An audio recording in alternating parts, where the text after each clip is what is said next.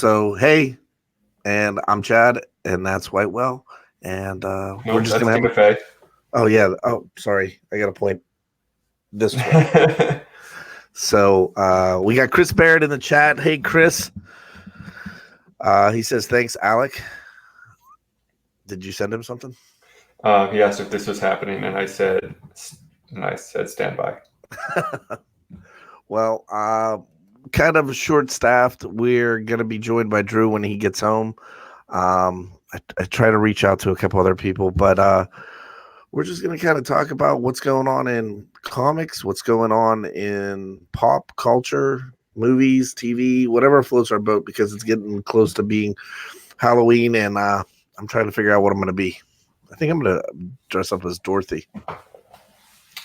From Golden Girls or from Wizard of Oz? Wizard of Oz. We're going to do like a. My wife's going to do the Scarecrow. My dog's going to do the lion, and I'm going to be Dorothy. It's a bold choice. Yeah. We go all out, man. We really do. We start like this Saturday. We're putting up the decorations. We have the camera. We have a full graveyard. I've got 4 smoke machines. Last year. I watched how they make the illusion. The people dance in the haunted mansion. Mm-hmm. So we put up a screen and we do that. But we do this girl. The first year we did it, it was a silhouette of a guy putting a chair and hanging himself, and then the cops came and we had to change this. We had to change that illusion. Sounds about right. Yeah. Mm-hmm. So, but yeah, we go all out. Last year we had 464 kids. Do you have like a turnstile? No, we like my house. The way my yard's set up, it's got around the perimeter. There's a. Do you have a perimeter? Like outside the road. Well, outside the road, we have hedges that outline the yard, and I put a fire pit right up front, and we just turn the fire pit on, and let the kids grab candy. Mm. It goes on forever. Yeah, so, when I lived in Rhode Island, we lived on a street where they literally like drove kids to because it was so perfect to trick or treat on. So it was, not a through street. It was, big, nice sidewalks, houses really close together. And I was not prepared that first year for the amount of kids that came to that door. They told us not even when we moved into the house. They're like, don't even go in the house because they're just it's going to be a steady flow. And then the one lady came over. She's like, well, we go from 5 to 9, and there's an adjacent town that goes till they go from 5 to 7. So it's 7 o'clock. You just see all these cars pull in the neighborhood, and the kids have been going in the other area, just unload out of the car. And I'm like, oh man. I remember last year, my wife wanted to punch this lady in the face. This lady comes up, and she's got a baby. And we had bought candy and light up bracelets and stuff. And then for the little kids, we got graham crackers, like for the little kids. Because you don't want to give them Snickers. And we gave them like the graham crackers, and the lady's like, I want a bracelet and I want chocolate bar. What? My wife's like, you don't get to pick. You're 40. Get out of here. And also, we get to set the rules. This is not. It's Halloween. Like, we don't have to do this. Yeah, I mean, and then I love my bracelet and a chocolate bar. My neighbor right beside me. She's an older couple, and she brings out a roll of like nickels. And just hands out nickels. Yeah. Like, invest this. Might be worth $1 one day. I was like, and then the lights go off at their house, and I'm like, oh, they must have spent $20. Probably more than you spend on candies. You want to know an interesting fact about a graham cracker? Yeah. It was originally invented as a way to quell sexual desires. What? How? Yep, look it up. I don't know, man. some pseudoscience. Dude, That's what they were trying to do with it. I heard a horrible story yesterday. I mean, it's super sad. It makes you like never want to eat famous Amos cookies. Okay. I usually don't anyway, so go ahead. This guy, Amos? Yeah, well, Amos, yeah. So I'm trying to. I want to find his new cookie. So just doing unboxings, don't mind me. Amos's new cookie. I'm gonna look this up real quick because it's part of. I'll talk about this at some point, but all right, cool. One thing at a time. Okay, yeah, okay. So Wally Amos.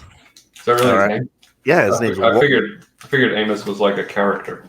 No. So he had to borrow money off of. Oh my goodness. The Nazis? No. Career. So. Okay, yeah. So he borrowed money off of Diana Ross and the Supremes. Really? Yeah, to go get this to start his cookie company, right? So he starts his cookie company, and when he does it, this other company comes in, and he's hitting on some hard times because right when the cookie company starts to really, really flourish, it's when the low calorie, no carb diets come out. Sure. So he ends up It was Diana Ross and Marvin Gaye that he borrowed $25,000 off of, right? Were they especially passionate about the cookies, or did he? Yeah, because he was just a mail room clerk, and his cookies, like Diana Ross was the one that ate it first. Then Sam Cooke introduced it to Marvin Gaye, who just like this was his shit. He loved these cookies. Did he work for Motown? Yeah. Oh no. He worked in he was in New York City. He was going to school to become a secretary, and he took a job in the mailroom, and he started bringing in his cookies, and then eventually, the agency that he worked was the first African American talent agency, and he actually signed Simon and Garfunkel and headed the agency's rock and roll department. So he became something. So anyway, he gets these cookies, right? And Marvin Gaye gets him the $25,000. He starts this company, and they're killing it. Well, the cookie company that he had partnered with went around and they undercut it. They undercut him, right? And pushed him out. So when he left, he had this non-compete. So he couldn't even start up another cookie company if he wanted to, because he tried to, but the recipes were the same. They sued him, and he ended up saying, okay, I'm done.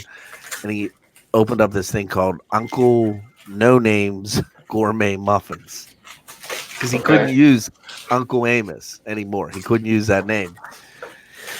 He couldn't use Amos in anything, so he did these Uncle No Name's Gourmet Muffins, and in the muffins they were like no carbs and that, and so he ended up that phase kind of went down, and it was in 3,500 stores nationwide, and he got his money back. So in 2014, Fortune magazine alluded that the cookie comeback of famous Wally Amos. So he started this new cookie company, and it's called Wally Amos Cookies. Mm-hmm. And it said the tagline on it is the cookie that you liked before, but I can't say the name. And it's like mainly marketed. The cookie called Nua. The cookies are marketed in Hawaii, so. They have the original chocolate chip with pecan and butterscotch and macadamia nuts and all that. So, yeah, but the dude, they crushed him, and he ended up not having like a pot to piss in. Yeah, so I hear about stuff like that all the time. It sucks, corporations, man. But Yeah, that's my sad story and story of a comeback. Well, at least I had a happy ending. I had a comic, but I can't find it. It's Just made, one. no, I wanted to show you. It's about Roberto Clemente. And it's produced by this company here in Pittsburgh, and I mean it's freaking amazing. But I don't know where I put it. For another night, then. So, anything new happening in your world? Yeah, so right before we went on air, the reason why we jumped on when we did is Chad was asking if I'd seen any movies lately. And I said, yeah, I saw it too in 4DX. And he said, what the hell is that? And I said, well, we better go live to talk about this because it's buck wild. So I don't know if anyone in the chat has heard of this nonsense. I want to, because as soon as you said it, the first thing I thought of is there was an old movie with John Goodman. Do you remember this movie? Called 4DX? No, and he had this movie theater, and he pumped smells into you and stung you and stuff with bees. So it's not far off. Okay, I'm listening. Okay, so you've been to Disney World, right? Yeah. Or a theme park of some kind. Yep. You've ridden like those, like a Star Tours or one of those simulation rides? Yeah. That's what it is, except it's a 3-hour movie. So your seat is on like hydraulics. Okay. And it is not a subtle movement. It is like I'm almost surprised that they don't give you seatbelts. Really? So that's number one. Okay, it moves all different directions and shakes you around. And number two, there is a button on the armrest of your seat that says water on or off, because it sprays you with water. But not only that, if it's raining in a scene, it's just raining on you. Oh, wow. I mean, it's not like heavy, but it's enough that when the scene, the longest scene that was raining ended, I had to wipe my arms off because they were wet. They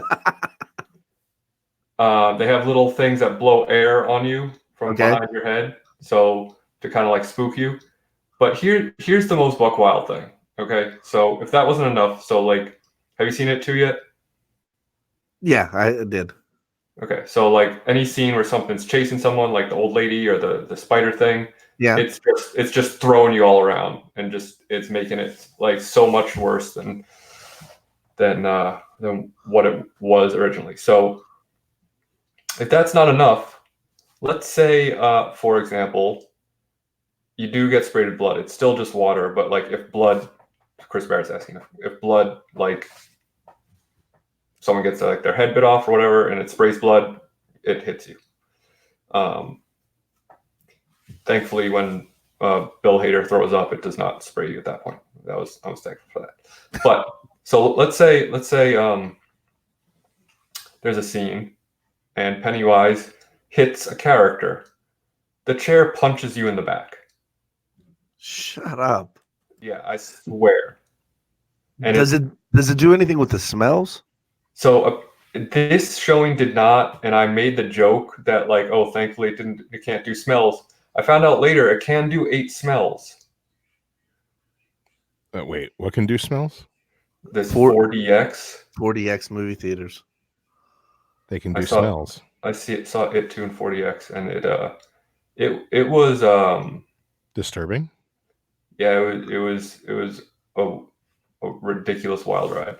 I saw it too in a recliner and fell asleep because I thought that the tone was all off. Yeah, I saw it at almost midnight. I was exhausted. You cannot fall asleep during this nonsense. I fell asleep. Well, no, the chair like throws you around and punches you. Oh, really? Yeah. Oh, that sounds awful. For 3 hours? For 3 hours. So okay, so the big blood scene where they had the most blood in any movie of all time. Yeah. Where Chastain, right? Yeah. She's just covered in it. Like, yeah. Are you getting wet at that point? So basically, I got anytime wet. something, gross. Basically, anytime something splashes or rains. So if it's just like, it is a reaction to an action, basically. So it is programmed to respond. I mean, someone has to sit there and watch the whole movie and like design this, because if the camera like is panning slowly like this around something, your chair tilts. So it's like a slow like that. Oh wow! But if something is like running and jostling, your chair is just doing this. Man, I eat way too many edibles before the movies for that kind of nonsense. Oh yeah, you would be fucked up. Sorry, I don't know if we're supposed to swear on this channel. I can't remember. We can swear on this channel. We're not monetized yet. We're gonna have to calm that down if we get monetized. We were on but for right now, who gives a shit? Like Disney has something like that, because I can't remember what it was. It was like I don't know. There was bubbles and water hit you, like scorch you in the face. Oh yeah, they have 4D experiences, but like to tie it to a 3-hour blockbuster movie is just. I'm trying to think of a movie that it would be amazing to see. Fast and the Furious. I was gonna say, I listened to a podcast and they saw Hobbs and Shaw in 4DX, and that sounds awesome. And I had to imagine they were exaggerating when they were explaining how this thing worked, because they are a comedy podcast and they tend to exaggerate things. If anything, they were underselling it. This thing is like, I made the joke that I had to go to the hospital afterwards because it bruised my spleen. It didn't, but like, it's not unreasonable, because like literally the chair punches you like. I wonder if they're taking. Okay, so I'm assuming is it shown on an IMAX screen though? I did not see it on an IMAX screen, but yes. The 4DX isn't an IMAX type experience. It's not like a giant screen. Okay. I mean, yeah, this theater had an IMAX, but this was not an IMAX screen. So, like, I wonder if you're a filmmaker, and so say this is becoming like more of a rage and all that jazz. I mean, do you take that into consideration when you're filming a movie? Like, how can you get like, because then how does it transfer from the movie experience to the home theater? Because then I'm sorry, I can't stop watching Tina Fey eat cake. Yeah, it's mesmerizing. It's my new set.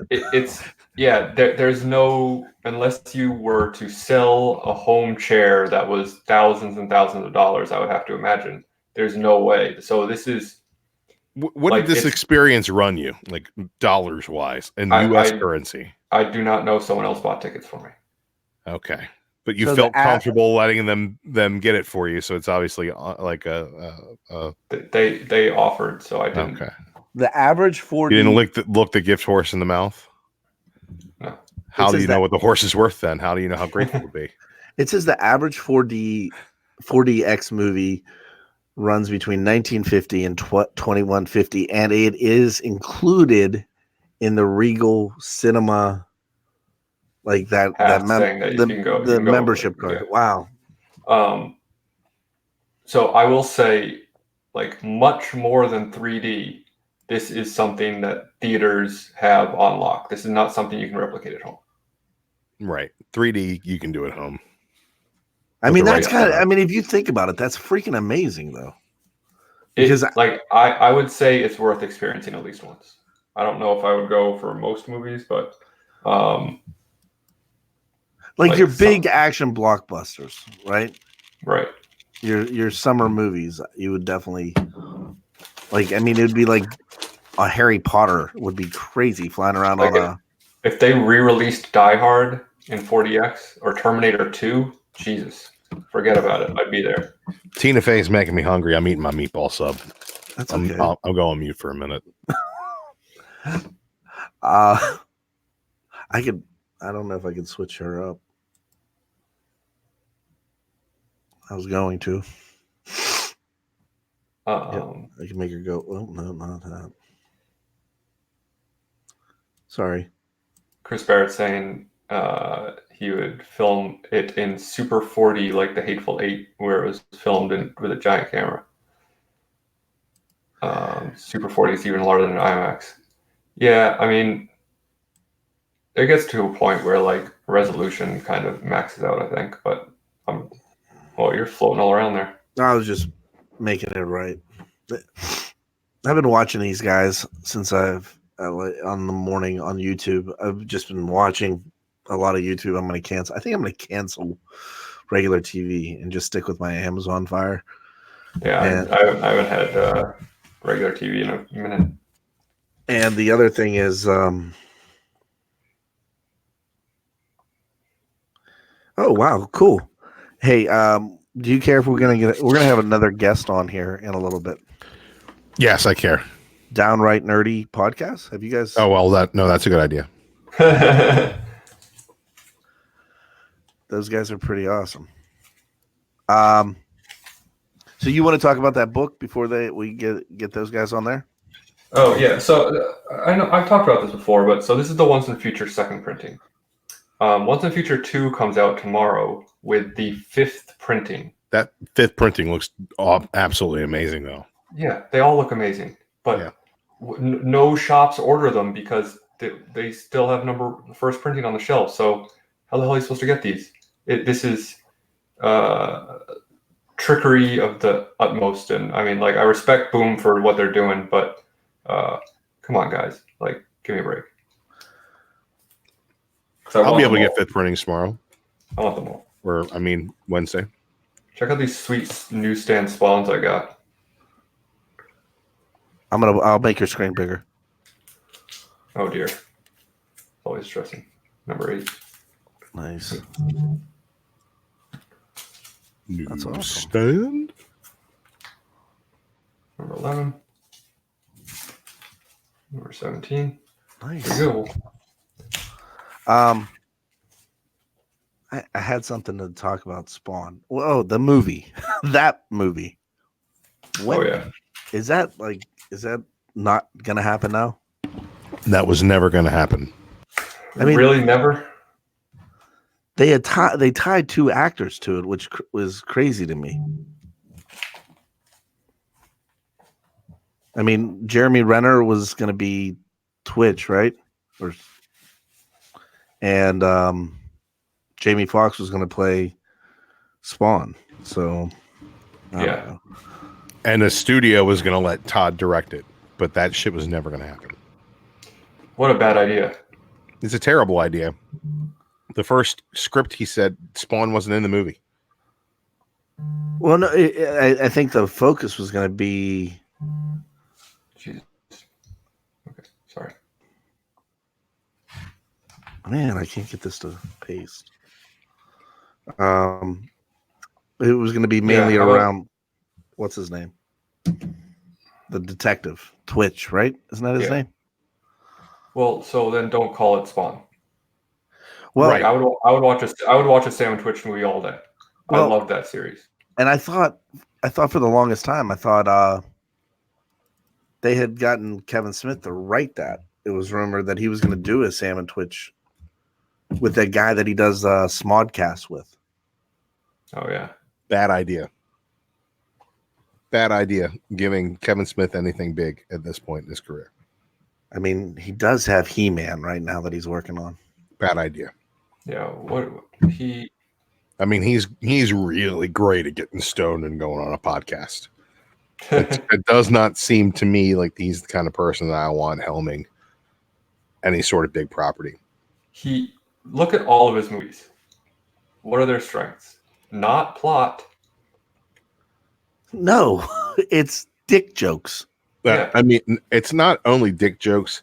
It's about cultural zeitgeist and a certain type of person in a certain period of time. That period of time was the 90s, and that type of person is somebody from the East Coast. And that is what it is. Slacker East Coast culture from the 90s. Mallrats is a masterpiece, but you're not masterpiece is a little bit far to take it. I think Clerks was a masterpiece. I think Mallrats was a way underrated film.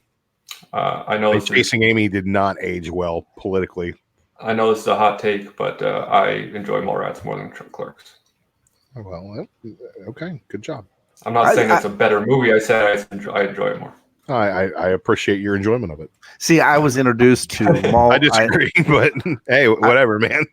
But I was introduced to Mallrats prior to me being introduced to Clerks. I saw Mallrats first. That's just like everybody assumes that Nightmare on Elm Street 2 is the highest watched Nightmare. They always think the first one is. Well, the second one was the one that got all the TV rights. So everybody saw Mark Patton getting killed, and then thus far, that's the big change. We have Rob. To be fair, Kevin Smith has directed episodes of Supergirl. His worst impulse need to be reined in. I completely agree. I think I love Kevin Smith when he does. He did a show for some platform about working in a weed store, right?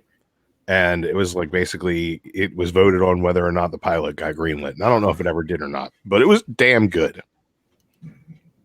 I really enjoyed it.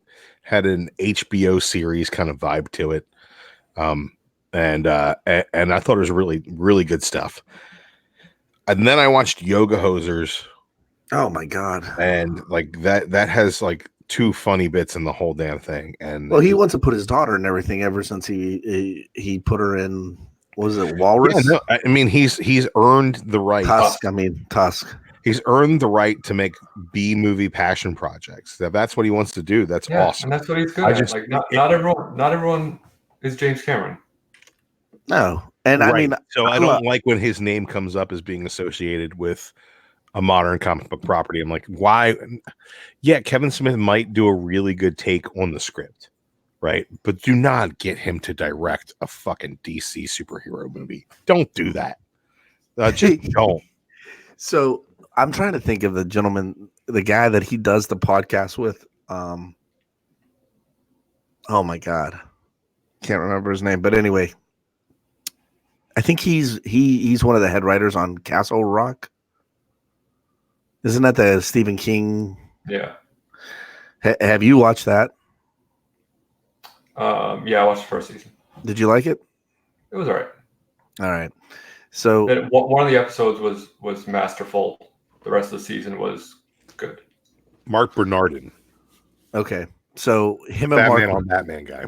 Yeah. Him and Mark were talking the other day about how he's never done action. He says, I can write a comic book, and he pulled up a comic book. He goes, but I can't write action when I'm like, he goes, so like, if you read my script, for like these new He-Man animated, it says, He-Man, Skeletor, fighty, dialogue, fighty. And it's little written out, fighty. And the other guy says, he goes, how can you do that? He goes, when Rocky 2 was being written, do you think those guys were like, it was a punch here and a swab of spit drooled down his chin. He falls, he hits the mat. Then all of a sudden, bum, bum, da, da, da, da, da, da, and he comes back up. And now he goes, that's how you write action. And he goes, dude, shut up. He goes, I just like writing fighty. That's the wrong way to look at it, in my opinion.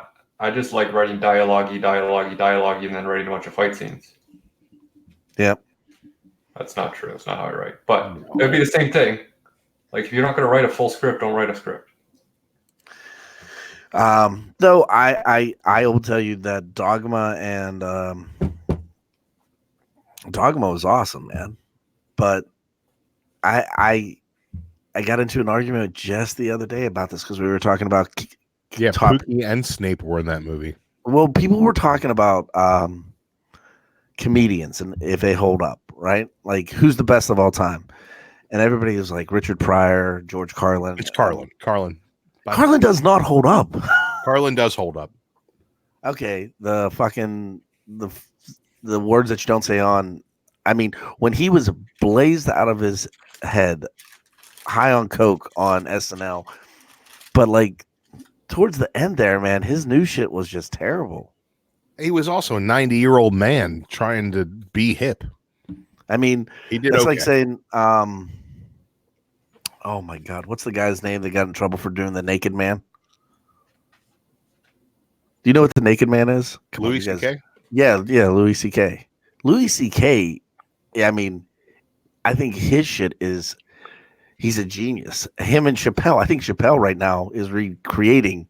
Louis lost a lot of his luster, and not because of his Naked Man? not because of his Me Too trouble that he got into. I think that actually prevented him from working clubs the way that he always had and perfecting his material, and now it's just kind of all over the place. He doesn't work out as much as he used to. You can tell. I mean, Chappelle came out swinging though. Oh, Chappelle's last special was fantastic. It was out of control good. I mean, he just went down to Dayton, did like a free show that had like hundreds of thousands of people just show up in the streets, and he just went on for hours. They said that he used, because I think he lives in Akron area or somewhere. Yeah, he lives in Ohio. But like, you're that rich, why live in Akron? he said, did you see when he was talking in his one special, and he's like, he's like, yeah, I took my kid to see Drake, and he wanted to go backstage and meet Drake, and Drake walked back, and he was like, oh, nice to meet you. And he goes, oh, I think it might have been Kevin Hart. It was Kevin Hart they wanted to go see, and they were like, he goes, man, I'm better than this dude. So yeah, they did a whole bit on it. Speaking of things that of people who took quite a bit of time off and came back and crushed it, how about that new Tool album? I did not hear. Not it. a huge fan. See, okay. First couple times I listened to it, I was like very much on the fence, but I kept listening to it, and at this point, I would say it's a legitimate masterpiece. See, I like Tool at their heaviest, and This is not Tool at their heaviest. Yeah, and it's not. Which I would say I'm a casual Tool fan. I think my tastes skew a little bit more punk than they do metal. And I think that when I like different progressive style rock that people would assume from other things that I listen to, Tool would be up my alley. It's just like I can only listen to so many songs about butt sex. I don't think there are any on this one. No, but it's just some of their stuff is really great. Some of their stuff seems very self-indulgent, and that's kind of the vibe this album gave me the first time through. I have not re-listened to it. I listened to it all in one shot, and then I was like, okay, well, I heard that. Yeah, I'll never hear it on the radio. No, so, definitely not. I would suggest giving it some chances. It took a little while to grow on me, but now it's like I cannot stop. Tool's one of those bands that I don't care for any of their B-sides. Like their hits, I'm good with. I'm not seeking them out. But if somebody sings Tool at karaoke, somebody sings Sober at karaoke, I'm like, oh, Tool. All right, that's pretty cool, you know. But I'm not actively seeking them out. I mean, that's fine if they're not like your type of thing. That's one thing. But I've always been a huge fan, and my boss could not shut up about this new album, and I'm like, okay, I'll listen to it. And I was like, nah, it was kind of like meandering and self-indulgent and slower and more introspective than a lot of their other stuff, and it just didn't do anything for me. I actually prefer A Perfect Circle. I think that those songs are more straightforward. Those songs are written to be more palatable to a wider audience. Absolutely, I don't disagree with that at all. And I find that his the songwriting that Maynard does works better that way, for me at least. Yeah, I don't know. I did hear a new band this week that you probably think that how have I not heard of them before? But have you ever heard of Ginger? Yeah, I don't care for them. I didn't care for them either, but there's like one freaking song that somebody showed me, and now it's stuck in my damn head. And that's like I'm surprised that I keep going back to it. Is it Pisces? Yes. No, it's not Pisces, because somebody showed me that, and it's the next album's first track or the previous album's first track or whatever. I just really enjoyed it. For those of you who don't know, Ginger is a metal band with a female lead, and she sings, but she also does like growling vocals. But they're like obviously super processed. And everyone's like, "How does she do that?" It's like because the computer. The bass player is also singing. It's also growling. Yeah. Mhm. I mean, whatever. Are they ginger? I mean, are they redheads? No, it's Jinjer. They're Russian or Ukrainian. But it's people should. I mean, they're talented, but like I've seen like some reaction videos of people watching them and be like, "Whoa! How does she do that?" It's like she's not doing that. Downright Nerdy Podcast is here. What's going on, guys? Thanks for having me How on. you doing? Absolutely nice to see you. Sorry for being a little late. There's no late or early on Comic Core Unlimited or Off the Rails on Monday.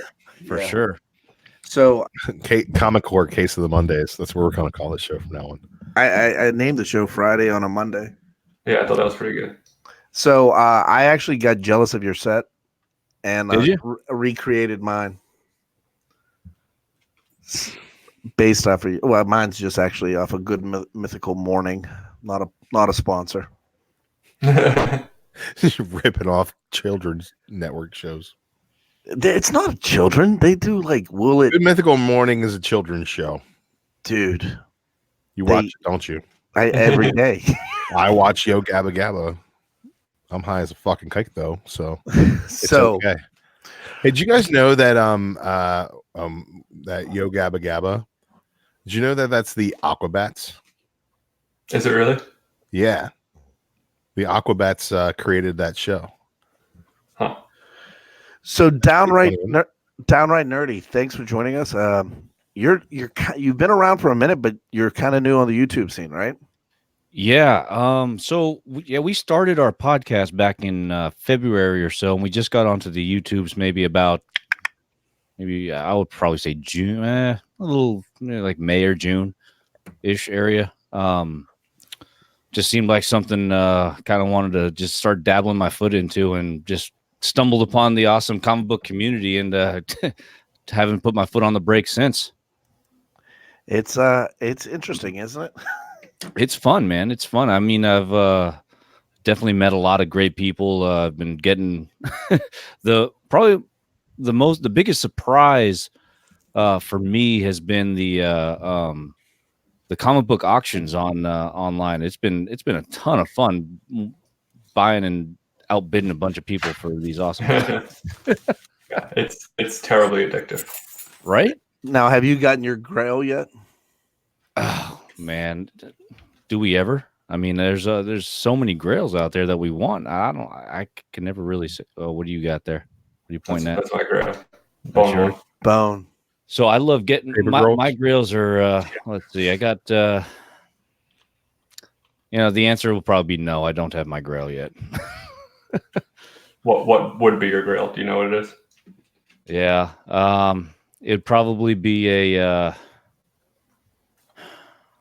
Oh geez, it'd probably end up being like Iron Man 1 or something. I like signed stuff, so anything signed. Man, Fantastic Four. Let's gosh, man, I don't know. I obviously was not coming prepared to this. That's all right. I mean, if you ask me right now what my grail is, I don't know. I've actually been struggling with that myself since I got Bone. I don't know what my next grail is going to be. Yeah, some of us don't have a GSX yet, so yeah. TJ says, "Buy one Grail, 2 takes its place." It's like Hydra. Yeah, exactly. Yeah. But I am if you're asking me maybe like what I'm kind of into right now, I've jumped on that Spawn hype, and I've been trying to collect all of them, all 300. I got out of the first 200, I got about 150. So I'm still pretty good. I think I started that hunt probably around February, March area. I started out with about 50 of the first 100, but What are the hard to find? I know there's a lot of homage covers in what is it, like 180 to Yeah. 215 or something like that. There's like a whole bunch of really that stretch is like those the most ones I don't have many of. yeah, those are very hard to come by. I have been lucking out on going dollar bin diving for. I mean, they're not the best quality, obviously, but I've been finding a lot in the $1, $2, $4 boxes, especially when I've been. There's a ton of Comic Cons out here. I don't know where you guys are at, but we're out in California. That's pretty much what we do with all these the small cons. I think your best bet to try to find. Go dollar bin diving out there, but so we have a fair amount of we're all East Coast. Alex and everybody's Florida, on right? the East Coast. Everybody. In the I tell you what, man, YouTube West is in this comic book community is growing. A lot of folks Pacific Northwest, California, John, a lot of folks out that way. But are you a lot of folks in the Midwest too. I know Baltimore Con's a big destination for a lot of the guys in the comic book community. This was it next month, right? We will all be there. We actually have a booth. Oh, nice. Yeah, I got my first booth next weekend. Actually, I got Wizard World out in Sacramento. Oh, nice. We partnered with another guy for Chicago, C2E2. Oh, yeah. And he had one. Chuckload of Comics. I don't know if you've seen him. Yeah, absolutely. And crazy setup in Chicago. Yeah, it was amazing. It was damn near a real, like an actual studio. Yeah, and we're gonna have ours. Ours is gonna be a little bit different. But like we all got the bug when we were out there because we got to sit down with like Art Germ and some of these other guys. And last year we went down to Baltimore and we got to talk to Garth Ennis, Capullo, Snyder. Wow. And then thanks to Mr. Alec over there at Whitewell, we've got a whole slew of people from Image. Jeff Lemire. I don't know why it's thanks to me, but you're welcome. I said, hey, it's all your fault or good job, one way or the other. I said to you, hey, give me a list of names from Image. And you typed them up. I literally copied and pasted it to the lady. She was like, "Yeah, no problem." So it's Brian K. Vaughn. Let me ask you an etiquette question. Did you guys end up? Did they just come like? Chad is not the best person to ask etiquette questions. Are you going over there talking to them and asking them to come over on the show? So typically there's a herd of us. The best way to really go about it is to approach each creator and judge where they're at with it, because sometimes they'll want to come to you and talk to you. Sometimes they don't want to move. They'll just say, hey, we can do this here, we can do this now. Sometimes they'll talk, they'll blow you off completely. So it's really hit or miss. Yeah, I was at the last con I was at. I walked around with my little mobile rig, and I was just going to them. That would try to make it more convenient for them. And everybody was pretty much very accepting of that. But I just never really thought about how to get people to my booth. If you know what I mean. The thing is, they've all got a schedule, they've all got events that they've got to do and things like that. So that actually might be easy to let them know. Hey, when are you available to come over and talk here? Yeah, good call. Yeah. So the other thing is that we've done for the Baltimore is with the creators of the con themselves. We've been in touch with them quite a bit. We've sent out a lot of fillers already, and all the interviews that they're asking is pre-show and after show. Now, since we're exhibitors, we're the only press gets to go in at the same time as everybody else. But if you're an exhibitor, you get to go in 3 hours beforehand. Yeah. So as an exhibitor, we're going to be going in, and that's when most of these people are wanting to talk. And then some of them are setting up one of the big names wants to set up after the Ringos, and then there's a couple new people that have not been announced that they're going, who are nominated for Ringos, that are going, that have confirmed with us. So there's a lot of stuff, and after hours, and and the thing with us, we have 5 different shows, 5 different complete takes on everything. Yeah. Our Friday night show's insane. Thursday night, it's good. It's more like entertainment wise. Wednesday, they review the books. They do a really good job. They talk about speculation a little bit. And our Tuesday night is the Golden Guys, and that's a whole different audience. Like those Golden Age collectors it's something different, and people And there's know. this show that still doesn't have an identity. Yeah, well, it's coming. But I wanted to talk to you about that at some point. But so it depends on who we want to interview. Like for example, I mean, Alec and Drew. I mean, Jeff Lemire all day, right? I'd like to talk about Black Hammer. I'd like to ask him about French fries. That's a good idea too. Cool. Well, French fried taters, always a good time. Okay, so I'm going to ask everybody, what's your favorite French fry? Yeah, and the other thing though, once you get Hand cut French when fry. you're in the community and you finally go to a con and meet everybody, it's a Sprinkle. whole different experience at that point Waffle, because you end up becoming like this huge Seasoned curlies. family. tots. So, but you guys are doing an awesome job over there. Oh, we appreciate it. You know, it started out as a little hobby, kind of bloomed into something more than I could even really thought of before I Now started. the podcast, I mean, like, can you give me information or like talk about how you go about starting a podcast? Yeah. So, well, I mean, just audio wise, anybody could really do it. I mean, you just need to find something to host it, and you just record your audio and then upload it like anything else, and you just send it's like a little website or something you send out to iTunes. You don't actually upload to iTunes or Spotify or anything. You have to host it yourself. It's essentially you get a little feed, and then they just upload it from whichever hosting site you get. And the hosting sites could be as cheap as $8 a month, depending on how many hours you want to upload, right? Yeah. And just kind of based on we get maybe about an hour and a half per episode, 1 episode per week.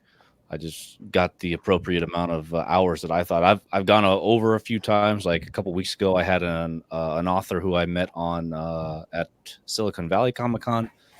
She came on the show for a little while, and she spoke. I let her have full reign. We ended up having like a 2.5 hour conversation about her novels and how she kind of started off. But I always wanted to start going the YouTube route eventually. Once I kind of got I took a lot of baby steps because I'm extremely new at this, and I kind of try to take a page out of Joe Rogan's book where I had a camera on each person, and then I just wanted to make sure that whoever's talking, I'll be able to like switch cameras, things like that. Got expensive, but I mean, I figured it's worth it. My assistant to host, she's going through nursing school right now, and this is kind of her 1.5 hours time with me on the show per week is kind of her little getaway away from schoolwork and all that stuff. So it's a way for me to get out of her way too and stop distracting her. So you mentioned Joe Rogan, for example. I started riding bikes and running, and I've been listening to more podcasts. Mhm. And one podcast that I recently discovered was the Wolverine podcast. Oh, The Long Night. Oh my God. So good. And I enjoyed that comic book series. I mean, I thought it was a decent series, but once I actually listened to it and heard some very talented voice actors come in and give their rendition on it, and especially like now these audio podcasts or even these audio books on tape, they go all out with like background noise. Like if it's raining, they'll have rain in the background, kind of thing. That stuff is it's the 4D theater experience of podcasting. Talk about that on the show. Is that 4D? Is that the same as D-Box? Is that what you were talking about? I don't know. It was called 4DX when I saw it. Okay. So Out here, Might be we have the seats. The seats are on hydraulics pretty much, and Yeah. it kind of moves with the. Sounds like same thing. It might just be like a different branding of it. Probably, yeah. I love that. I saw what did I see on that? I saw Avengers Endgame on that. I saw Hobbs. I think it was Hobbs and Shaw. Now, Saw do it you on have there. to pause it if you have to go to the bathroom? I had to go get my water. Like how The do you? chair? Yeah, like You- can you I like guess turn you the just have to- movement of your chair off so you can get up and There's take only a a piss button break? for water, It's so you have to just wait for till there's a calm scene, I guess, or just like leap out of the chair. Well, wait a minute. So your experience, were you like strapped in? Did you have to like wear a Oh, seatbelt? no. Yeah, because I- the movements for the D-Box is so slight, you can just get up. It doesn't really move. Oh no, this was pretty violent. Oh, I want to try it now. And, like, Maybe it would make my not Hobbs quite- and Shaw experience better. Not quite so much that it like I felt like I was gonna get tossed out of the chair, but enough that like I felt the need to like grab the arm a couple times. Wow. Now I'm gonna have to Google where Get where you an oh shit bar for your movie theater experience. Like Chris Barrett, I always wear a helmet when I'm outdoors. The one thing I want to jump back to about that the Wolverine podcast, I didn't realize that that's where they got the story to make into a comic book. Oh yeah. I think it was written with the intention of being cross promoting. So they wrote it, then Marvel heard it, they got some vibes, they ended up buying the story, and then the second season is more told through Wolverine Logan's point of view. So like the first one is just from the cop's point of view. Yeah, the cop's point of view, and then it's more toward this one is more towards it. Now that's and we're always trying to think of something different because there's a guy GPAP who's been around forever on YouTube, and he says there's nothing on YouTube that somebody hasn't already done, unless you're going to review comic books while making candles. I mean, that's about the extent. Yeah, we got to make candles. When are we going to make these candles, Chad? I know. And then last year, I was talking to Bueller, and I've talked to him on and off about this, but you have to get something. I mean, he always said, the time and effort that he was putting into his shows was he wanted to put a product that's good. And like, I'm trying to think of something that we could keep on. You got to keep on trying to be fresh. And I would love to do something like the pod, like that. You should. Like a radio show. Yeah, like an old timey radio show. Like we can make it all black and white. Let me see if I can change. So, before I started, I did a lot of research as to, what type of reach a podcast would get, and I watched a lot of Think Media and what's the other channel I watched? Primal Video. They're both kind of like gear reviews kind of thing, and how to grow your channel type of thing. And they were saying something that YouTube is the number 2 search engine in the world next to Google, which YouTube is owned by Google. And he threw out like some crazy number, like 1.5 billion YouTube channels out there, something like that, right? And he said that there's only about 300 million, or not 300, like 30 million podcasters out there right now. So it's still podcasting, while it's been around for so long, it's still kind of in its infancy and it's still growing. So now's a good time to jump on the podcasting game if you haven't, if you feel like you can do. I mean, you guys obviously do shows every day, right? I mean, I've done 2 podcasts. Yeah, press the record button, take splice that audio and then just put it up on the podcast as well. Now, since I have that information that YouTube is the number 2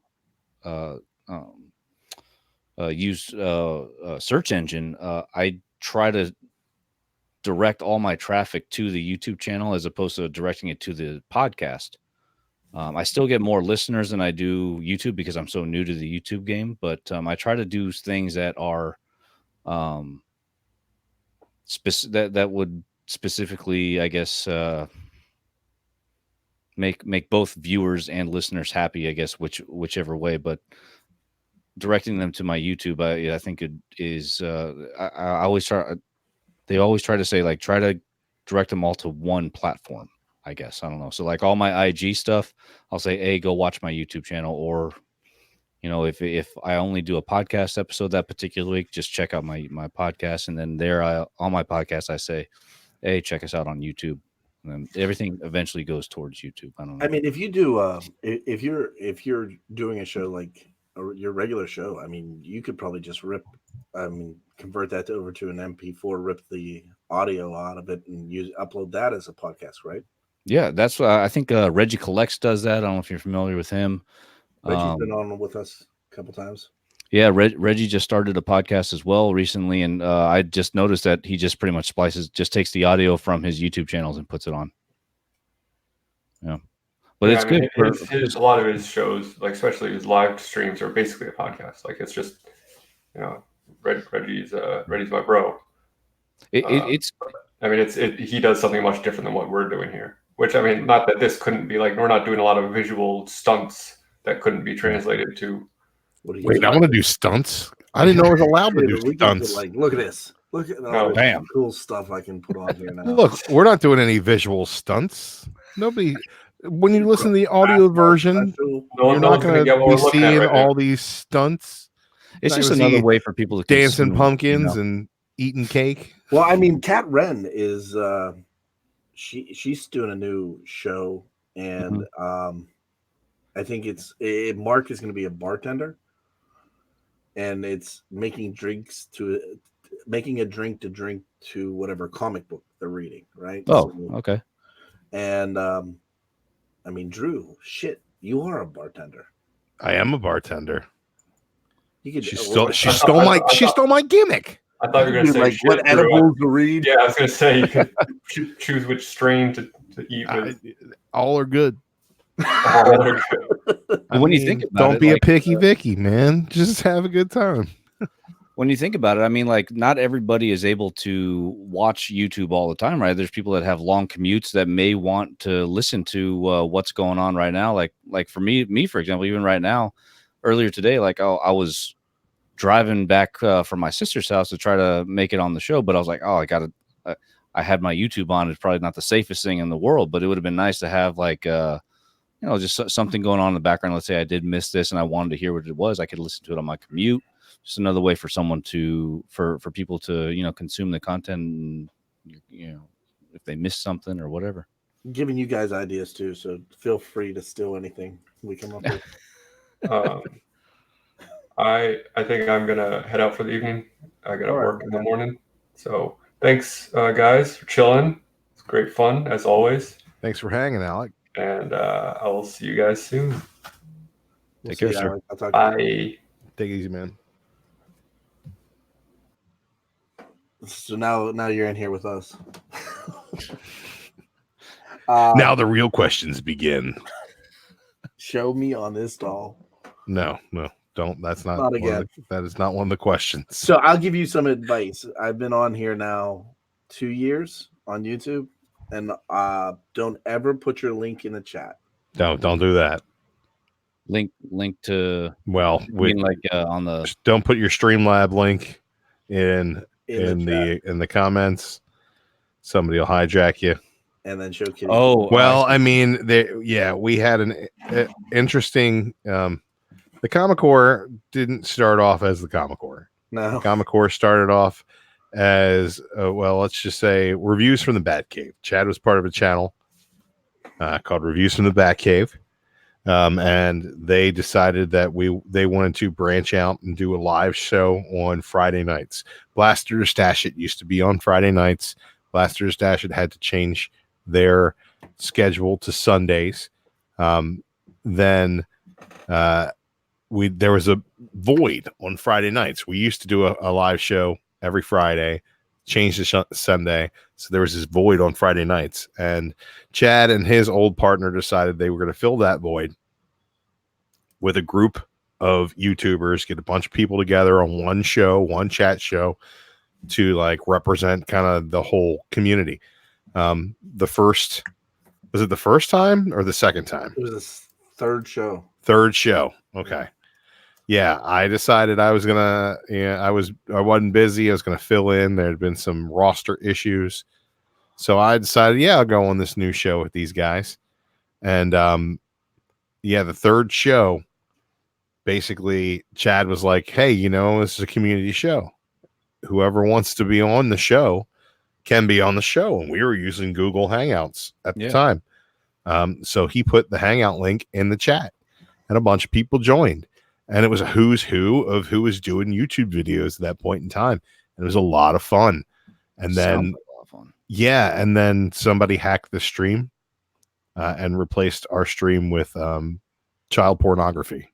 Oh, Jesus. Live on YouTube. Yeah. It was wow. It was a split rude. couple of seconds, but it was long enough. It was long enough that nobody had saw it was ever the same. It's disturbing. Oh, it was not. that sounds like a nightmare. Yeah. So then YouTube actually deleted the channel an hour after right. The entire channel, just because someone hacked. They didn't give you any chance to like rebut it. Oh no! Trust me, if you'd have seen it, they were absolutely, completely 110% right to do whatever they did. Yeah. It sucks that they had over 1,000 subs. Yeah, and that all went away. It that reminds me of what was that movie, Fight Club? Yeah. We do that. Yeah. It sucks that everybody had we had to start the Common Core anew from scratch. But I think it was I think the way since we started it new, I think it's a whole different atmosphere. It's definitely a whole new thing. Because like the way we designed this channel was that if you want to come on our channel and you wanted to make a show, I'll give you the password. Go for it. Like anybody can do anything on the show. If you want to put something up, just be consistent with it is what we try to ask. Yeah. I started putting up reviews just because I felt like putting up reviews. I just was like, oh well, I guess I'll do some recorded content. So I just started putting up reviews on this channel as opposed to putting it on my own channel. Either way, people are looking at it. People are enjoying it. This is where I show up to do live streams.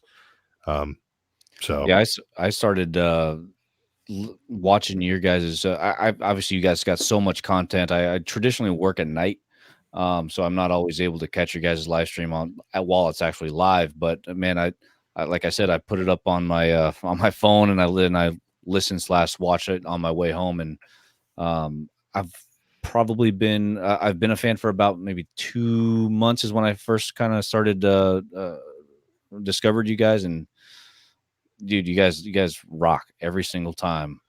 Well, I click that button. I appreciate that. Friday nights are a little more intense because we're usually drunk. So it's true. It's true. We call Friday off the rails because we would like to pretend that we stay on the rails any other day. That's a misnomer. We're off the rails every show. Friday's just our drunkest. So you said you work at night. What else do you do, man? Do you mind me asking? Yeah, no, yeah. So I'm a trainer, and I also I'm paramedic, first responder, and my girlfriend, she's a trainer as well, but that's kind of a side thing. She mainly is trying to go for her nursing, and yeah, man, just I work 4 to sometimes 6 days a week, mainly at night. So I pretty much at least have one day where we could record, and usually it takes me all day to edit. Usually, however long our episode is, because I have the 3 camera system and all the audio that I gotta fix. It usually take double whatever it is for editing time. I've been watching your show. I mean, everything is spot on. And oh, thanks, man. I was watching your guest the other night. I was like, are they having like a pajama jammy jam or what? Yeah, Riley. She's always under a blanket because with all these lights, man, it gets freaking hot. It gets so hot in here. So I blast the AC, and even though she's from northern Michigan, she still hasn't acclimated to California weather yet. So she's always wrapped in a blanket. women don't eat enough iron to keep themselves warm. I 100% agree. Yeah. Yeah. It's just they all run cold. I told her one day I'm gonna buy one of these, buy an extra light just to put it right on her so that she's always warm. Well, that's like Mark, whose cat runs significant. Mm-hmm. He just sits in the background and eats. That's all he does. Like, Yeah, he barely ever says anything on the show. But he's Yeah. an integral part of the show because we have to know what Mark's eating. Because he'll just get up and he'll come back and he'll have a measuring cup full of liquor for some reason. See, we're always talking about what we want to eat because usually we record first thing in the morning, and we always say we're gonna have breakfast beforehand, but it never ends up that way. So we're always starving throughout the entire episode, and by the end of the episode, we're just all we do is talk about food. I just smashed a meatball sub. hey, I was gonna say something to Bueller real quick. Hey, man, the door's always open. You can always come back, man. We always want to Comics with Bueller. get some of that vest time again. We were just talking about Carson and I were talking about when we went on Bueller's show, and he used to do his show right before our show on Friday nights, and all of us dressed up in suits and ties, and Kat had like a prom dress on. and Bueller sitting there and he looks up and he just starts laughing because we were just messing with him. Oh, so good. The oh god, I lost my track. Oh, you mentioned before you just started getting into podcasts. Is the Wolverine one the only one you've been listening to? What else? I know. I listen to Joe Rogan. I also listen to oh my god, what is his name? He's a comedian. He's at Bert Kreischer. Kreischer's good.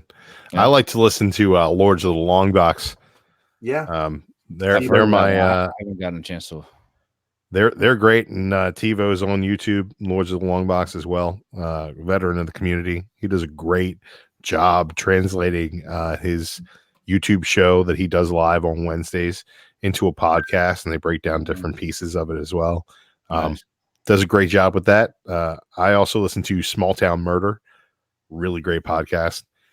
I like what's his name? Dan Carlin's Hardcore History. If you're a history buff at all, this guy will like break down the minutia of some like a 5-hour lecture on like Wow. Caesar's campaign against the Gauls. Yeah. Like it's I don't know. It's like true crime podcast in my mind, but like on a much larger scale. He wants to talk about the Holocaust, like things like that, just like deep dives into terrible atrocities throughout history. I don't know. Kinda cool Netflix has enough of those documentaries for me to last 3 weeks worth. Right. Do you guys listen to any podcasts that are I guess nerdy related, I guess, or comic book related that maybe don't have a YouTube channel as well? Well, yeah, there's one back here, Pittsburgh Comics. It's the comic book shop that I go to. Hold on one second. All of the nerdy podcasts that I've gotten into have been through YouTube, honestly. Beyond the Blast Doors, they do a podcast, but they also do this show, the Star Wars stuff. So I stay up with them. I was listening to the Weekly Pool before they ended that, which is Comics Explained and Comic Story and Comic Pop and Cape Joel. It's like basically the biggest comic book channels on YouTube, all on the same podcast, and they don't do that anymore. We got somebody going to join us here in a second. Yeah. If you guys don't mind. Yeah, absolutely. Sure. Is it Tina Fey? She gonna be eating cake? She won't stop. I don't know. I don't get that. It's making me hungry though. Dude, that's why I ate my sub. I was gonna wait until after the show was over, but is that Rick? Yeah, that's Rick. He moved. I started so before I started the YouTubes, I my main community was just the podcast community, and the other podcasters that I started collaborating with, or not collaborating, but at least contacting, they were strictly only podcasts, and they haven't even dabbled into YouTube other than maybe uploading their podcast to YouTube, and it's just all audio only, and it just had the one, like picture, right? But if you guys get a chance, I was just going to start spitting. So like some of them have started dabbling into YouTube, like Fake Nerd Podcast. Just a Little podcast. He said they just had a little thing on Just a Rican and his comics YouTube channel. Let's see, Bored and Annoyed. If you get a chance, there's a couple guys out of I want to say they're from Wisconsin, but they're two of the funniest, most vulgar people I've ever met in my life or listened to in my life. They're hilarious. If you're into that. But I always tell them, like, man, guys got to get on YouTube too. Just expand your reach. So there's some great. I mean, I guarantee you guys would love listening to these guys because they have great content every day or every week. So Huey on Blaster Stash It used to record our audio and put it up as a pod. Whoa, Bueller in the house, sir. What's going on, Bueller? I was just saying that Blaster Stash It was putting up podcasts, and he was editing all the profanity out of our YouTube conversations. So I would just purposefully talk about floppy wieners and dicks and tits and all kinds of shit, just so he'd have to hit the button more times. And it was the most fun I think I've ever had in my life. That sounds exactly like something you would do. That's what I live for. That's awesome. That's always a fun thing to do, to go through and cut out all the dick references and audio every now and then. So I got to tell you, I saw you biting your lip when your interview with Neil Adams. When he was going off about Trump. That was awesome. That was I talked about earlier. I expected a reaction from him, but I didn't expect him to go for 10 minutes. Hey, that's content's content, man. Doesn't matter how you get it. Yeah. So I mean, I was like, it was what I mean. You watched it, I didn't say much after what we just say to our president. Okay. 10 minutes later, thank you, Neil Adams. This is Carlton Bueller. Have a good day. And that's it. But that was funny. But the second part of the interview, I really enjoyed. Not that I didn't enjoy the one where you talked about Donald Trump, but he gave me his time, and I thought that was great.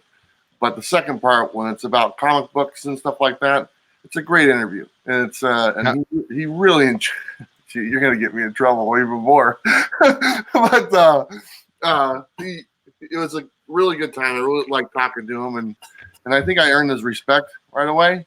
And it was I hit him with the questions that he hasn't heard before, or at least not put in that way, and he respected that quite a bit because he steamrolls a lot of people that try to interview him. He just kind of says what he wants, and it's just he's heard the same questions 1,000 times. So yeah, I'm sure. Give him something else to talk about.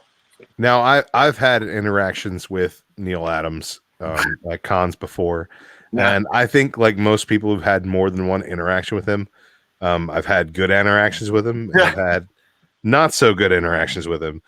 He's also an older gentleman, and I always would tell people who were like, "Oh, I met Neil Adams. He's a dick." I would also say, "Hey, he's probably your grandfather's age. Is your grandfather always well behaved in public with other people, or is that a problem sometimes for him?" And I know that for my grandpa, that's definitely an issue. But I will ask you, how much did his wife invoice you for? Oh, we got Frozen Bueller. Well, he'll be back. Are you guys frozen? Oh, There you are. There you go. Did you hear my question? I asked another question. He froze up. Sorry, my internet's probably not working very well. Can you hear me now? Yeah. Yeah. Okay. What was your question? I said that everybody's had good and bad interactions with him, and it's a mixed bag with somebody his age. But how much did his wife invoice you for? Nothing. It was pretty good because she's obviously sitting right next to him. He's right off camera. She's always like right there. She runs the show. Yeah, she runs the show, and I'm looking. You can see me looking at her like during the interview, like looking past him over at her, and she's over there like, she's like, "Oh, here he goes," type thing. And I'm like, "Oh my god!" And she's like, her head's down. It's like real. I mean, he'd say something, she'd look up like this, but no, she was really nice, and I actually thanked her as well. I said, "Hey," I told her, I said, "Hey," I go, I'm a big fan. I think it's a team, it's a couple that make this work. I'm a fan of yours, and she appreciated that type thing, and it went really well. I mean, we talked for like 15-20 minutes after the interview, and he gave me his phone number and personal information. That's awesome. Because he really enjoyed. He sat there and he goes, well, I have a YouTube channel. We're trying to put stuff on there. What can you? Is it working out for you? How's it going? And he literally asked me like all these questions about doing YouTube, why I started doing it, type thing. And it was like he was interviewing me for like the last 15 minutes. And I didn't have the camera rolling or nothing like that, but we talked like 4 more times the rest of the weekend. And the next day, on Saturday, I walked by his booth. He goes, hey, Travis. And I go, hey, Mr. Adams or whatever, or Neil. And he goes, somebody said they watched the video. You must have put it up. I go, yeah, I put it up this morning. He goes, yeah, they really liked it. So I go, oh, great. So he goes, it's doing what it's supposed to do. I go, yep, I guess it is. so it was pretty good, So it was a good time. We were talking earlier, and he was asked. They were asking how we set up some interviews. I mean, this is the guy you probably need to ask. I mean, Bueller. Yeah, Bueller, do you have any advice? Downright Nerdy wants to know how we approach. Wanted to know earlier how we approach guests at a Comic-Con and getting interviews and things of that nature. You've got some experience with that. Would you like to share your thoughts? And I've shared this with Chad because we've had this conversation, but I get press passes, so I'm invited to the things. And first thing I do is I go up to their booth the very first Friday, Saturday, whatever the day it is. And I go up to the booth and I say, hi, my name is Travis. I'm with Comics with Bueller. We were invited here to cover the con for this con, it was Rose City Comic Con. Here's my business card. I'm here all weekend. If you have any free time to talk with us, just give me a call and I'll be here within 10 minutes.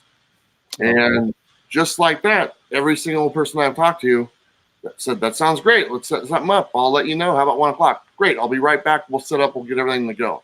I think the most important thing is being set up and ready to go as soon as they say yes. And I've never had a problem. We've interviewed, Donnie Cates. We've interviewed Jim Starlin, Jerry Conway, celebrities here and there, which I don't really care for, to be honest with you.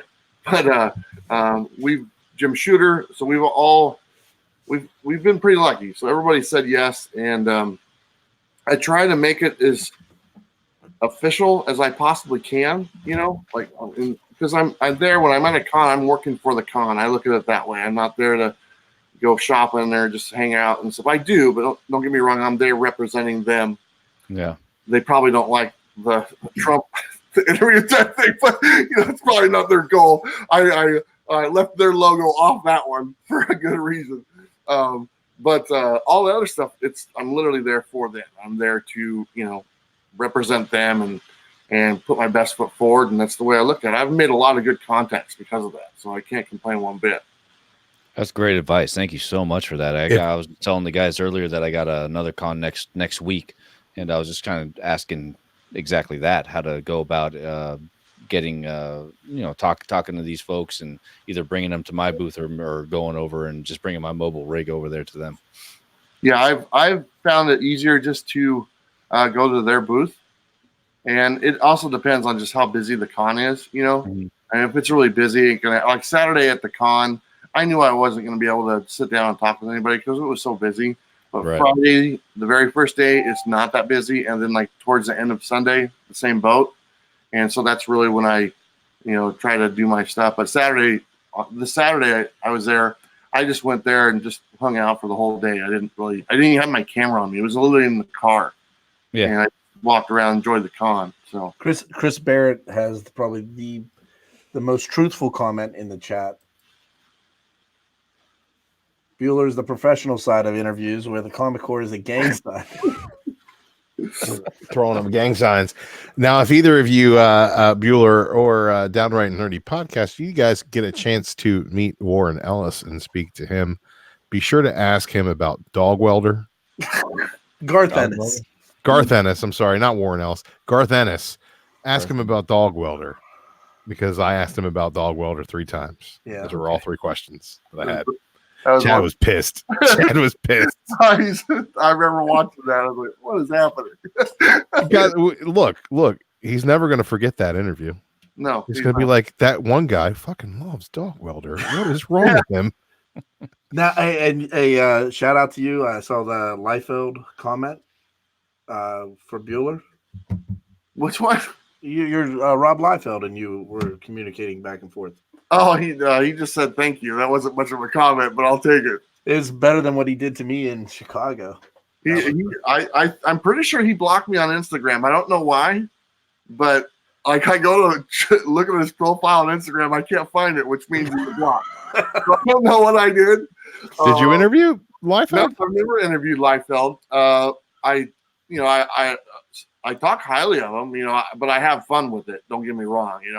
I'm a fan of his, but I have a little fun with it. Maybe he might have seen something that maybe rubbed him the wrong way or whatnot, it is what it is. But I'm a true fan. I got multiple autographs of him and tons of his work. But someday he's like one. There's only a couple guys left on my list that I want to talk to. He's one, and Todd McFarlane's the other one. And the McFarlane one is this close to happening. So Did you see this one? Bueller has Neil Adams in his contacts, and the Comic Lord has Rob Putchak bunking with him in Baltimore. Is Rob coming? Yeah, he's coming. Oh, sweet. I like Rob. Good dude. So Rob's his cover for his oh my goodness, middle school, whatever. Junior high horrors. Yeah, it made the Key Collector app. It certainly did. And X Liefeld sold out. Yeah, man, he's doing big things. So, well, We're happy for Rob. He he's is a good a friend of the show. and he's so. I still want to ask some questions. Bueller, have you ever given thought to doing a podcast? I've been asked to do them, and no, I mean I've been asked to make my own, and people have volunteered to help me do it. Yeah. But I haven't found too much interest myself in doing it. But that doesn't mean I won't Mhm. down the line. Obviously, my buddy Tom, he's kind of dipped into doing podcasts and stuff now with his translating his show into a podcast. Well, isn't Tom doing? He's got that website too now, Comic Tom 101, right?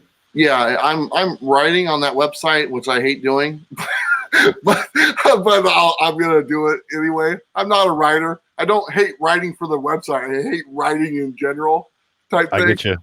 Yeah, but so I'm trying to put out 1 or 2 things a week on there type thing.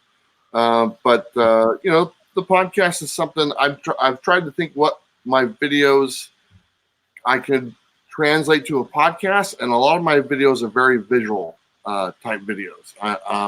I show a lot. There's a lot of images. There's a lot of graphics on the screen, and I don't know the translation would be very well to a podcast format, so it would have to be something totally different. So I've been I've been listening to Comic Tom's Bagged and Boarded podcast recently, and it's pretty much just the same. I think it's lightweight, the same thing, where it's just the audio version of the YouTube. Yeah. His show is very that Bagged and Boarded is basically a podcast setup Yeah. in the first place. So that's a pretty Right. easy conversion. I think all of us have stolen the idea from Comic Book Men, right? Yeah. In a roundabout way. I mean, Speaking of that, I had Ming Chen, like a few weeks ago, and one of the nicest guys I ever met. He actually came up to me and asked, he was like, "Hey, do you have a mobile rig with you?" And I'm like, "Yeah, sure." And I'm like, "Sure, I'll come right back. Give me a sec." Nice, one of the nicest guys I ever met. Yeah, he's great. He'll volunteer to help you out. Like if Oh you yeah, have a podcast or video, he'll volunteer and just will give you his services type thing to help you. I talked to him one time very, very quickly, and he was like, "Oh, what can I do to help?" And I was like, "Nothing." I don't know. I wasn't trying to be rude. I just wasn't set up to do anything right then and there. yeah. When I was there, and I had my mind on something else, so I was like, was good to say hello. I'll see you next time, I guess. So. Yeah. I think I'm really looking forward to Baltimore. I like the getting new setup, opportunity Bueller. to talk to more creators, get some more What- content for us. So, So in that's going to be a lot of fun. In regards to Baltimore Comic-Con, what are your like top 3 goals going out of that? My top 3 goal is to get the opportunity for the Comic Corps to sit down and talk to Jeff Lemire, and hopefully I can be around when Brian K. Vaughan is being interviewed. But beyond that is just to have a good time and get some content with the Comic Corps team. I know that I talked to after Thursday's show.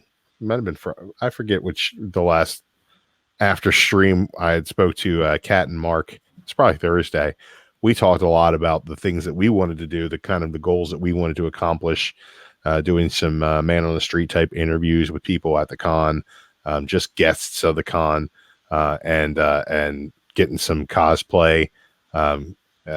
Mark had an idea for his 360 camera and like a cosplay step and repeat kind of deal, which would be a fun thing to do in the concourse upstairs to try to get some people together and kind of celebrate the cosplay of Baltimore Comic-Con. There's just a bunch of different ideas that we were having. We were spitballing, throwing around, and maybe some shows that we could record back at the house when we're all having a good time and getting a little bit more loose as well. So I just want to survive it. Yeah, I think I think we're gonna have a lot on our plates. I think that's the way that we built the experience for ourselves. But I think we're gonna have a good time. I gotta say, while doing interviews with creators, artists, comic book writers, it's really fun. But the most fun that I've actually had is interviewing and just stopping random people, cosplayers, or families that are coming in. There's some of these kids. There's their first time ever at a Comic-Con, and just seeing their reaction to everything, and it's what made me a fan of comic books growing up. Is my dad took me to a Comic-Con. What was it called? I can't remember the name of it, but it was in San Francisco, and it was just seeing all these people dressed up as my favorite comic book heroes. That's what kind of got me into the whole genre, right? And being able to kind of capture that is probably my favorite part of going to cons in general. I mean, Drew's been helping out a ton with our channel, and he and I have plans on where we want the channel to go. So we're doing some things now. We're adding some stuff, but like I was talking to Chuck from Chuckload of Comics, and I said, dude, I don't know how you did C2E2. He goes, yeah, it's a lot easier when it's you and your wife, not you and 30 other people trying to like get everything together. And like the hardest thing right now is the booth. And you guys, how you were saying he set up his booth and it looked professional. Well, I thought we had the booth taken care of. Next thing you know, the girl, the school was Tom Savini's school. They were going to build this elaborate set for us, and the girl flaked out on me. And I'm like, so right now on Kat and I are I'm calling her up. She's ordering banners, and I said, I got the table, I got the mics, we're good on that. And it's just, when we get there and it's finally set up, I think I'll be able to breathe a little bit.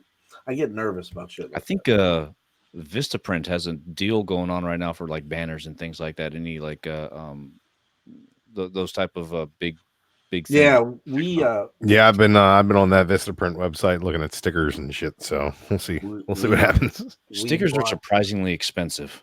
It depends. Like they are surprisingly expensive in certain respects, but if you can bear down on yourself and do your first run of stickers with cheap ass black and white squares, you could be all right. I've been looking at it.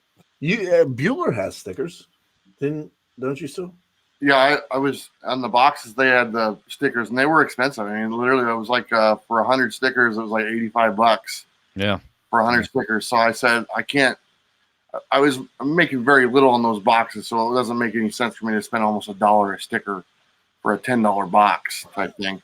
So I switched and pretty much found a local place.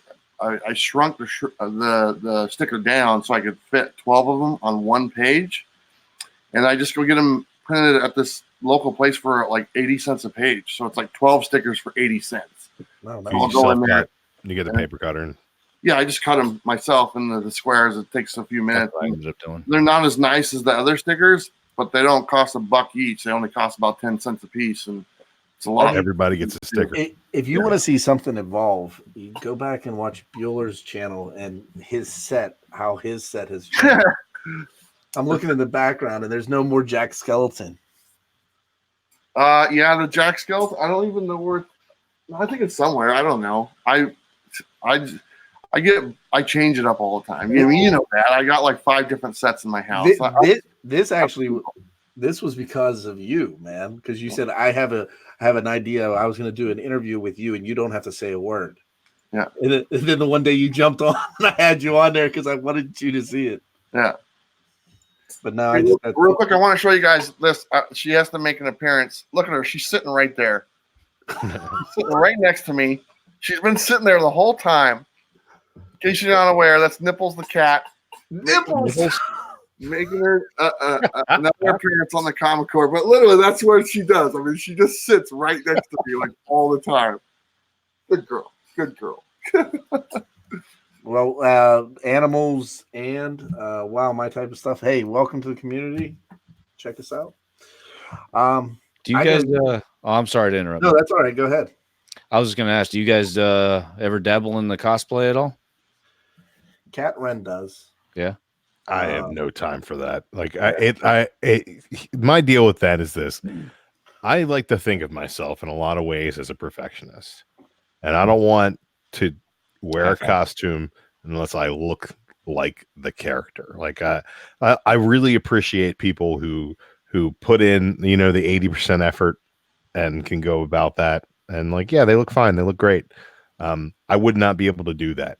And I also am not the type of I run hot. I cannot wear a damn costume at a con all day long. I'm wearing shorts and a t-shirt and I'm sweating my balls off saying, where these people need to get away from me. I need to get over there where there's a breathing room. So for those 2 reasons, I don't have the time, the effort, or the money to look 110% as good as some of these people do. So you count me out from the jump. I'm not wearing a get up all damn day. And now, if you were on the East Coast, I'd be enlisting you because I could, stand to lose a couple pounds. I had a 6-pack at one point, then it went to 240s, and now it's a pony keg. That's because you were drinking 240s in a pony keg. Yeah, exactly. So, and then I had an incident. I was going to cosplay though up in Chicago with Kat, and so Mark was Arsenal and Kat was Starfire, and I was going to be Red Hood. And I went to buy this jacket, and this dude, like, I put this jacket on, started rubbing your boobs, and he starts rubbing my chest. And I was like, and he was like, "You got nice pecs," and I'm like, "You got broad shoulders," and I'm like, "Man, I gotta go. I gotta go." Now, did the place that you went into have an actual like name on the wall? It was in the middle of the con floor. Oh, and I wasn't cosplaying, so I was. He wanted to touch me. Yeah, did you check your inseam? Yeah, that was the worst. You're like, "Sir, I'm trying on a jacket." He's like, "I gotta make sure." Please watch your hands. Yeah, we do. We started doing the cosplays a few years back, but we've been going to the San Diego Comic-Con every year, and if you guys haven't been there, it's about 100 degrees down in San Diego with high humidity, and it's terrible. I'm not used to the humidity. And last year we ended up doing. I'll never do a full getup like this again at San Diego. We were Mr. and Mrs. Incredible. And that's awesome.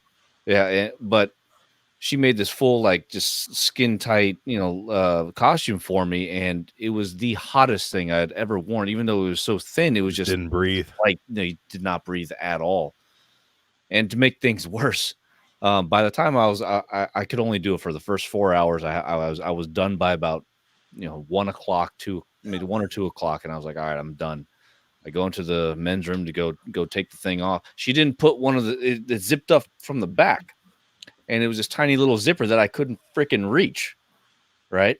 Did you have to get a friend in the public restroom? No, I'm not about to go knock on the door and that stall next to me like, sir, could you unzip me? You know?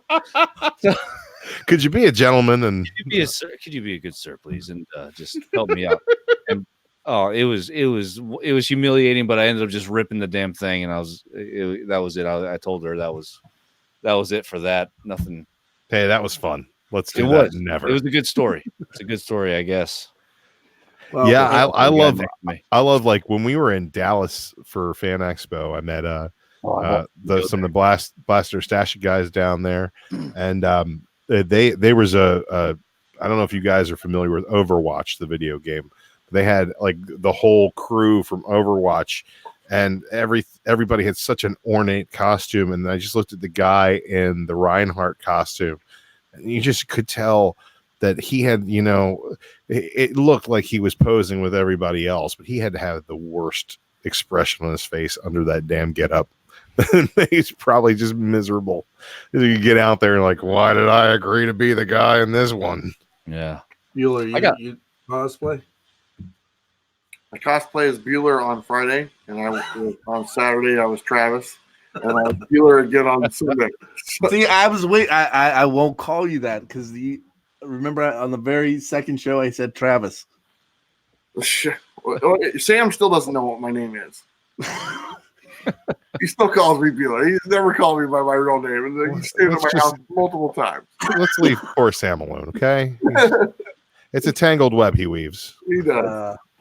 I got a question for all you guys, if you don't mind. I always like asking this. Other than comics, what's your most prized possession that you guys got? I'm an action figure collector. Yeah. As far as like prized possession, I really love my Marvel Legends Build-A-Figure Galactus from back in the Toy Biz days. That's probably one of my best pieces. I've got a couple of imports that are just like, I got to import Thanos from Infinity War that I dig. But yeah, it's just it's the sheer depth of my collection is basically I'm an out of box, pose them, play with my toys kind of guy. Yeah. So, I mean, I'm not doing hot toys or anything. No side shows. I won't even do the Mezcos. It's just too much. But yeah, Marvel Legends, Star Wars Black Series. I was collecting the DC icons before they ended that run, but yeah, I do the action figures. Nice. I have a Ted Williams. It's a Ted Williams autograph baseball. Oh, cool. Nice. And my Michelangelo is Batman. That's pretty awesome. I don't know if I really have anything that's like a prize type thing. I mean, I have a couple things. As far as if I collect other things, I really don't have much other stuff that I collect. I have some family heirlooms that are very special to me. But really, that's about it. But besides comics, I didn't really collect anything up until about 2 years ago. I stopped collecting for a long time, and I just started collecting, about 2 years ago. So the ones I treasure now in my collection are the ones, I have a couple keys, but then I have books that are from the people who sent me, and those are the special things. I mean, it doesn't matter what they send. Like Chad knows this. Chad sent me a book and he autographed it for me.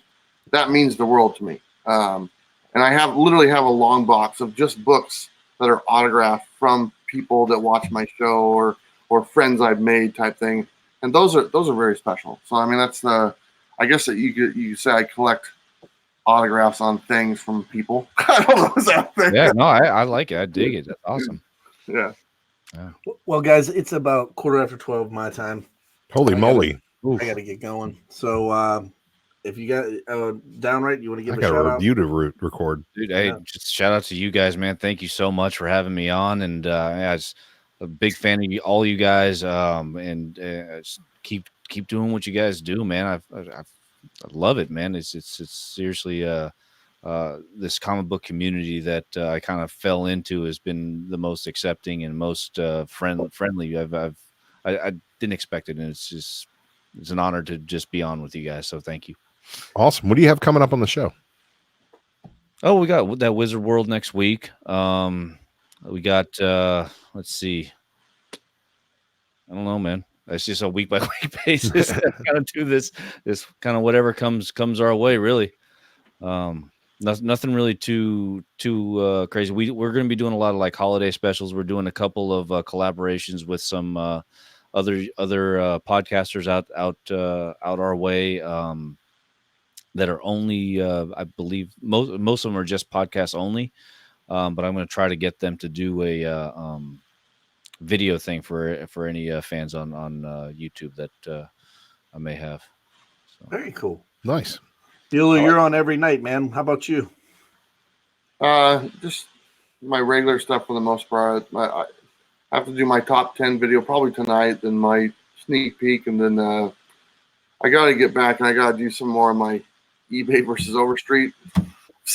I'm glad this Comic-Con kind of threw me off, because it took so much work to get everything ready. Now that everything's done, there's literally not too much going on the rest of the year, so I can get back to doing like my regular things, like just the keys or the eBay versus Overstreet or the new series where I'm talking to myself that everybody seems to like. So I'm looking forward to doing more of those and giving myself a hard time. So Hey, are you doing that with? I'll ask you sometime. Never mind. I'm sorry. okay. Guys, for us tomorrow night, Golden Guys. Wednesday night is Unlimited. Thursday night is Outside the Issues. We'll be going over Titans. What's that other road? The one with the fairy and the guy that's got the big dick. Yeah, big dick dong fairy show. Carnival Row. Yeah, that's it. Yeah, that's it. That's the Yeah, one. I'm about halfway through. I like it a lot. I, Thing. I told my girl, I was like, you need to get some fairy wings quick. it's She funny looked that at you and said she's that. like, "You need to get that Orlando Bloom Yeah, dog." exactly. Yeah. She It's flipped funny. it on me. I didn't care. It's funny that you said that because literally last week I said to Kat, I said to her, we were on the show and she goes, I said, that show, what's his name? What's that? Orlando Bloom. Yeah, I said, Orlando Bloom's hung, right? And she goes, oh, yeah, hey, I got to show you something. Mark, go get the box. And me and Drew just looked at each other. She hands him a box that covers the entire field of view with the camera. This thing is gigantic. Like, And I'm what are like, you please pulling out of don't pull it that out. giant box? Don't pull it out. And she pulled out a set of fairy wings. And she lucky made dude. Mark All wear right. them. Man, she did make Mark Getting wear on, them. getting on eBay right now. So, Find a pair of used wings somewhere. but that's about it, guys. With that being said, good night. See ya. There we go. Press the button.